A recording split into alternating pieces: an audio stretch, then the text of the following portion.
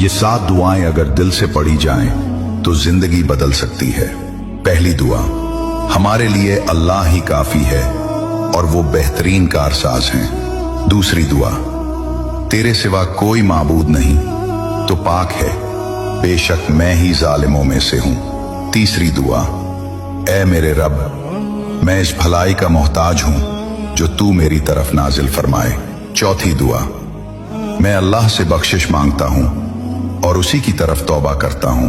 पांचवी दुआ, ऐ मेरे रब मुझे बख्श दे और मुझ पर रहम फरमा, बेशक तू बहुत ज्यादा तौबा कबूल करने वाला, निहायत बख्शने वाला है। दुआ नंबर 6, अल्लाह मुझे काफी है, इसके सिवा कोई माबूद नहीं, मैंने उसी पर भरोसा किया है और वही अजीम अर्श का रब है।